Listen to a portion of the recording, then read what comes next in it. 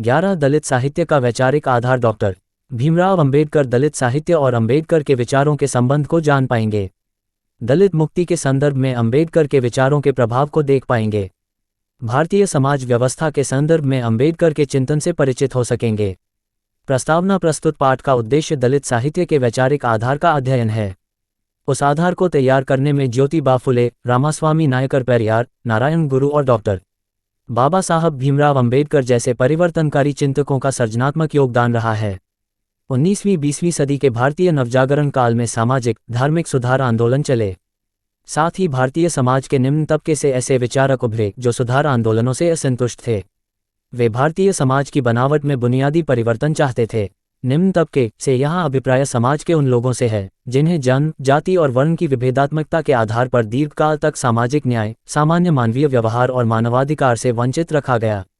उसके अंतर्गत मुख्यतः वर्ण व्यवस्था में शूद्र समझी जाने वाली जातियां, छुआछूत की प्रथा के शिकार अछूत, हरिजन और गिरिजन आते हैं। भारतीय समाज की इन श्रेणियों से उभरे बुद्धिजीवियों का विचार है कि भारत के पिछड़ेपन और लंबी गुलामी का एकमात्र कारण छुआछूत पर आधारित सड़ी गली जाति प्रथा रही है। जिन चिंतकों ने उसका मूलोच्छेद कर भारत में समतामूलक सामाजिक न्याय पर आधारित नए समाज के निर्माण के लिए अथक परिश्रम किया, उसमें सर्वाधिक वैज्ञानिक एवं मौलिक चिंतन डॉक्टर बाबा साहब भीमराव अंबेडकर का है। बाबा साहब के चिंतन ने तत्कालीन एवं वर्तमान भारतीय समाज को समझने की नई दृष्टि दी। उस दृष्टि की पहल पर 20वीं सदी के अंतिम 2-3 दशकों में दलित विमर्श तेजी से उभरा। एक नई सामाजिक दृष्टि से संपन्न साहित्य में ऐसा आंदोलन उभरा जिसका अभिप्राय था मनु द्वारा समर्थित ब्राह्मणवादी वर्ण व्यवस्था का उच्छेद और उसमें अस्पृश्यता, दमन और शोषण, उत्पीड़न के शिकार अछूतों, अंत्यजों के दुख दर्द को केंद्रीय चित्रण के रूप में स्वीकृति। यह एक संवेद प्रयास था। उसके परिणामस्वरूप भारतीय भाषाओं में दलित साहित्य सृजन की नई प्रवृत्ति का विकास हुआ। दलित साहित्य की वैचारिकी, अंबेडकर का चिंतन।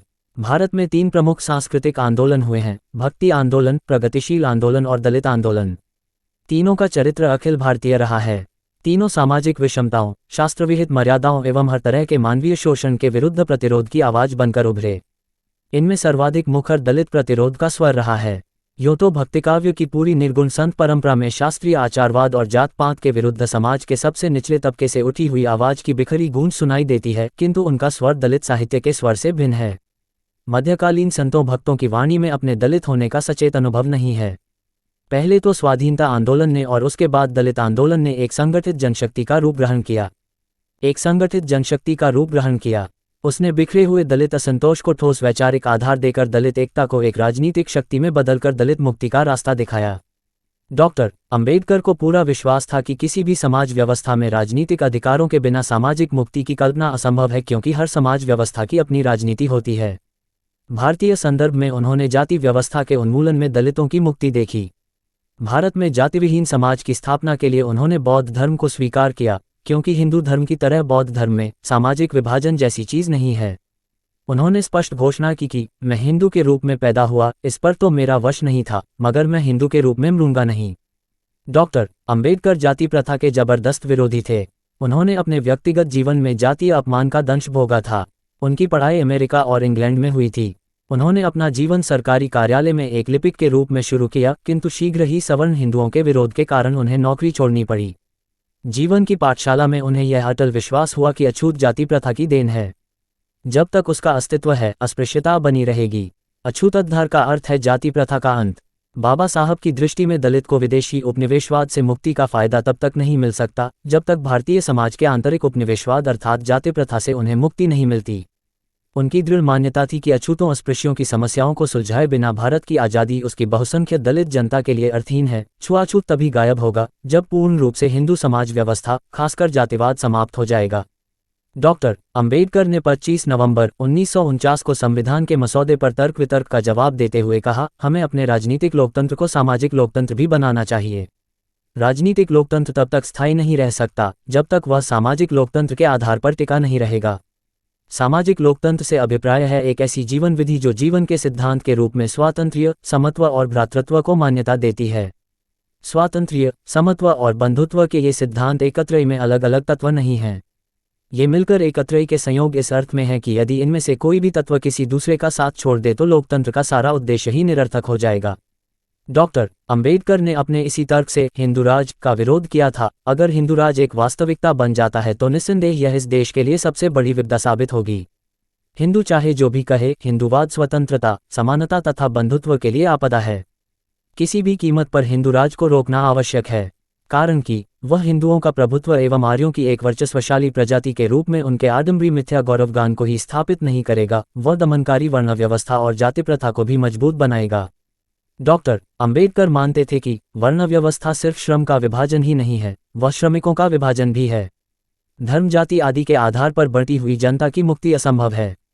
सामाजिक मुक्ति में दलित मुक्ति है, ये समझ अंबेडकर की थी। मराठी लेखक तारचंद्र खांडेकर ने लिखा है, दलित साहित्य की निष्ठाएं केवल अछूत, दलित, आदिवासी, दुखी, पीड़ित मानव मात्र तक ही सीमित नहीं, बल्कि वे संपूर्ण मानव समाज के मूल्य हैं। अछूत, दलित तथा दुखी समाज इस साहित्य का प्राथमिक और महत्वपूर्ण क्षेत्र है, क्योंकि इस समाज को आज तक कोई भी मानवीय अधिकार प्राप्त नहीं हुआ। इसके सुसंस्कृत समाज के स्तर पर आ जाने के बाद दलित साहित्य का उत्तरदायित्व होगा समस्त मानव कल्याण की प्राप्ति। समस्त मानव कल्याण की प्राप्ति, किंतु जब तक ऐसा नहीं होता तब तक वह चतुर्वर्ण व्यवस्था, परंपरागत ब्राह्मणशाही तथा रूढ़िवादिता के विरुद्ध संघर्ष करता ही रहेगा। बाबूराव बागुल दलित साहित्य का सुपरिचित नाम है। उनकी दृष्टि में अंबेडकर के विचारों में निहित जो मानववादी सारतत्व है, वह काफी छनकर दलित साहित्य में आया है। भारतीय विचार, समाज और साहित्य परंपरा एवं वर्ण व्यवस्था से संबद्ध है। इस परंपरा को दलित साहित्य पूर्णतया नकारता है। वह स्वतः को ज्ञान, विज्ञान और विश्व साहित्य की उस मानववादी क्रांतिदर्शी परंपरा से जोड़ता है जिसमें मानव स्वातंत्र्य के मूल्य पोषित पल्लवित हुए हैं। मनुष्य के लिए संघर्ष करने वाला, मनुष्य को महानता देने वाला व्यक्ति, चाहे वह भारतीय भी हो, तो भी वह हमारा अपना है। कारण हमारे लेखन का उद्देश्य ही मनुष्य की मुक्ति और महानता है। दलित साहित्य तो मनुष्य को सर्वोपरि मानता है, अतः मनुष्य की महानता के लिए जो कुछ भी अच्छा हो रहा है, वह सब कुछ दलित साहित्य का है।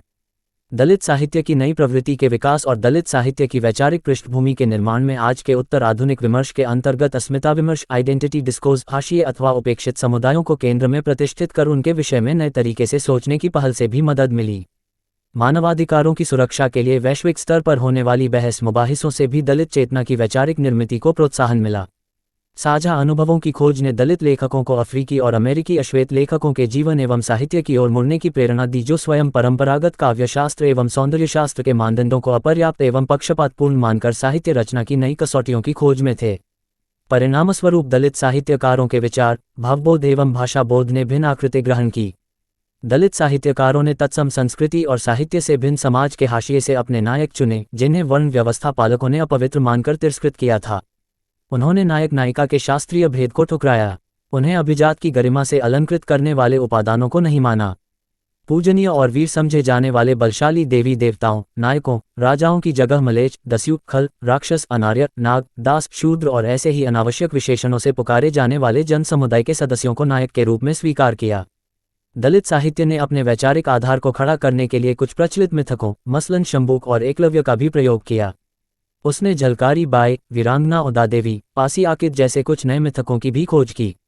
दलित साहित्यकारों ने इन मिथकों के माध्यम से दलित इतिहास की शौर्य कथा तथा उसके संघर्षपूर्ण अतीत को लोगों तक पहुंचाने की कोशिश की। उन सब का उद्देश्य आनंद और मनोरंजन नहीं, बल्कि समाज को झकझोरने और जगाने के लिए किया गया प्रयत्न था। डॉक्टर अंबेडकर, जाति व्यवस्था और दलित साहित्य। अंबेडकर, जाति व्यवस्था और दलित साहित्य।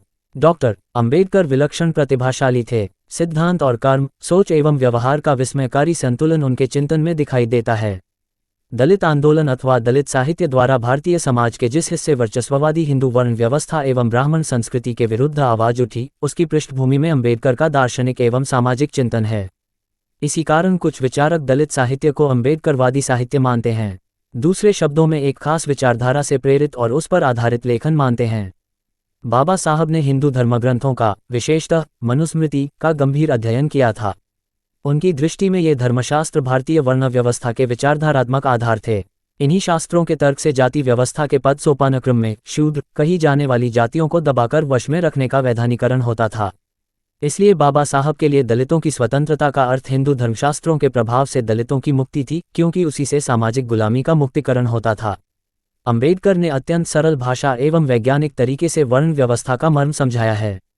उनका कहना है कि इस व्यवस्था के भीतर जो मेहनत नहीं करता और समाज में दूसरों के श्रम पर परजीवियों की तरह जीता है, वह तार्किक तरीके से श्रेष्ठ मान लिया जाता है। समाज का यही वर्ग अपनी श्रेष्ठता को सही प्रमाणित करने के लिए सामाजिक विधान, न्याय प्रणाली, नियम, कायदे, कानून आदि भी तैयार करता है। दूसरी ओर जो उनकी भौतिक सुख सुविधा की पूर्ति के लिए सामान जुटाता है वह न्यायपूर्ण तरीके से नीच या शूद्र मान लिया जाता है। श्रमिकजनों को दबाकर रखने के लिए पुरोहितों की संस्कृत उन्हें स्वर्ग नरक का भय दिखाती है, पूर्व जन्म के कर्मों का परिणाम बताती है। संपत्तिशाली वर्गों के शास्त्रकार और उनका पक्षधर हिंदू दर्शन कर्मकांडों से बिंधे हुए धर्म और संस्कृति पर आधारित वर्ण व्यवस्था को ईश्वर की देन बताते हैं। डॉक्टर अंबेडकर आधुनिक भारत के संभवतः पहले विचारक हैं जिन्होंने भारतीय धर्मशास्त्रों में निहित विचारों की ताकत को पहचाना। आज के उत्तर आधुनिक विमर्श में कहा जा रहा है कि विचार ही शक्ति है, नॉलेज इज पावर, और उस विमर्श का सर्वोत्तम प्रमाण भारत की जाति व्यवस्था है। डॉक्टर अंबेडकर ने भली भांति बताया कि आत्मा, परमात्मा, कर्मफल, भाग्यवाद, नियतिवाद, अवतारवाद, पुनर्जन्म, स्वर्ग नरक, पाप पुण्य, ब्रह्ममाया, परलोक आदि से जुड़े कर्मकांडी सिद्धांत असल में वर्चस्वशाली ब्राह्मणवादी संस्कृति की देन है। जाति व्यवस्था कोई ईश्वरीय विधान नहीं है, वह मानव निर्मित संरचना है, उसे बदला जा सकता है। उन्होंने समझाया कि ऐसे सिद्धांतों पर कायम व्यवस्था धन संपदा के आधार पर निर्मित शक्ति, श्रेष्ठता और कुलीनता के मध्ययुगीन मानदंडों से सामाजिक स्तर भेद को मजबूत करती है। ये व्यवस्था समाज के अन्य बहुसंख्यक समुदायों की तुलना में अल्पसंख्यक समुदाय पर वर्चस्व कायम रखती है, सामाजिक सर्वोच्चता के भाव को बढ़ावा देती हैं। डॉक्टर अंबेडकर के समाज दर्शन में यही ब्राह्मणवादी संस्कृति है जो भारतीय धर्मशास्त्रों से अपना जीवन रस पाती है, जिसका लोकतांत्रिक व्यवस्था की प्रतिबद्धताओं से कोई तालमेल नहीं हो सकता। उनके समाज दर्शन पर फ्रांसीसी क्रांति के 3 नारों का गहरा प्रभाव है। उन्होंने लिखा कि श्रमिक वर्ग मुक्ति चाहता है, निषेधात्मक अर्थ में केवल पूंजी की गुलामी ही नहीं, हर प्रकार की मानसिक दास्ता और सामाजिक पराधीनता से वह मुक्ति चाहता है। वह इसलिए असमानता को जन्म देने वाली हर प्रवृत्ति का उन्मूलन जरूरी समझता है। वह भाईचारे का इच्छुक है जो सभी राष्ट्रीयताओं और वर्गों को जोड़कर पृथ्वी पर मानवता की सुख शांति से प्रतिबद्ध है। उसकी आस्था अंतर्राष्ट्रीयतावाद में है। जाहिर तौर पर वेदों, धर्मशास्त्रों एवं पुराणों की ब्राह्मणवादी परंपरा से इस सार्वभौम भ्रातृत्व का मेल नहीं हो सकता था। अंबेडकर ने अस्पृश्यता के सवाल पर अछूतों को सावधान करते हुए कहा, अछूतों को ये बात अपने दिमाग से निकाल देनी चाहिए कि हिंदू धर्म सामाजिक न्याय की स्थापना करेगा। वह तो स्वयं असमानता एवं अन्याय पर खड़ा है। उन्होंने जाति वर्ण व्यवस्था के वैचारिक आधार को पहचाना और उसका जबरदस्त खंडन किया। वे इस निष्कर्ष पर पहुंचे कि नशा कैसा भी हो, चाहे वह सर्वसत्तात्मक अधिनायकवादी शासनतंत्र का हो या अफीम का या किसी आदर्शवादी दर्शन का, वह समाज के लिए कभी कल्याणकारी नहीं हो सकता। टॉमस पेन के लिखे अमेरिकी स्वतंत्रता के घोषणा पत्र कॉमन सेंस के एक वाक्य को अंबेडकर जन्मना दलित होने के कारण अनुभव के जिन आसंगों से एक आदमी को गुजरना पड़ता है, उसका प्रत्यक्ष अनुभव स्वयं एक दलित को जैसा है। अपनी पूरी अनुभूतियों व कल्पना का विस्तार करने के बावजूद मैं, जो एक गैर दलित हूँ, उस अनुभव को उसी तीव्रता और तनाव से आपको अनुभव नहीं करा सकता। इस बात को समझते हुए अगर साहित्य में उसका अनुभव उसी तीव्रता से व्यक्त होता है जैसा कि मराठी की अनेक दलित रचनाओं को पढ़कर अनुभव होता है, तो वह सच्चे अर्थों में दलित साहित्य है। मैनेजर पांडेय ने राख ही जानती है जलने की पीड़ा और कोई नहीं कहकर दलित अनुभवों को दलितेतर अनुभवों से भिन्न माना। स्वानुभूति और सहानुभूति के बीच थोड़ी लचीली दृष्टि अपनाते हुए डॉक्टर शिवकुमार मिश्र ने गैरदलितों द्वारा दलित जीवन पर लिखी गई रचनाओं को दलितों की पक्षधर अथवा मित्र रचना मानने तथा उसमें अभिव्यक्त करुणा, दया, अनुकंपा या सहानुभूति को व्यापक नजरिए से देखने की अपील दलित लेखकों से की है। दलित साहित्य की रचना सिर्फ दलित कर सकते हैं, एक अतिवादी दृष्टि है।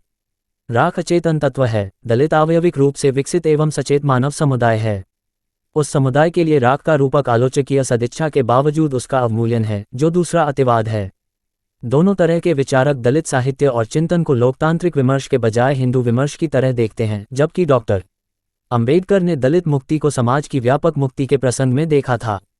बुद्ध ने ब्राह्मणवादी व्यवस्था से मुक्ति के लिए शास्त्र सम्मत ज्ञान को अपर्याप्त मानकर विवेक सम्मत व्यवहारिक ज्ञान को अपनाने पर बल दिया था। स्वतंत्र भारत में दलित साहित्य और चिंतन उसी प्रत्यक्ष अनुभव का परिणाम है। स्वानुभूति का तर्क दूसरी तरह का ब्राह्मणवाद है, यानी जातीय संस्कारों से बचना एवं उन्हें तोड़ना अगर इतना कठिन है तो फिर एक दलित दूसरे दलित की पीड़ा को भी न तो अनुभव कर सकता है और न उसे व्यक्त कर सकता है। कारण कि दलितों में भी पद सोपानक्रम है। कुछ जगहों पर दलित और महादलित में भेद किया गया है। अब अगर दोनों की अनुभूति इतनी भिन्न है कि दोनों एक दूसरे को समझ नहीं सकते, तो इसी तर्क से एक समूह के सदस्य भी आपसी भिन्नता के कारण अलगाव में होंगे। वे सामान्य अनुभवों का साझीदार नहीं हो सकते। दूसरे शब्दों में, एक जाति का दलित व्यक्ति दूसरी जाति के दलित व्यक्ति के दुख दर्द को क्यों कर समझेगा। यहाँ लैंगिक भिन्नता का प्रश्न महत्वपूर्ण है। स्त्री पुरुष के जीवन और उत्पीड़न के रूपों में भी भिन्नता होती है, तो स्वानुभूति की लैंगिक भिन्नता स्वतः स्पष्ट है। दलित स्त्री की प्रसव वेदना दलित पुरुष की स्वानुभूति नहीं हो सकती।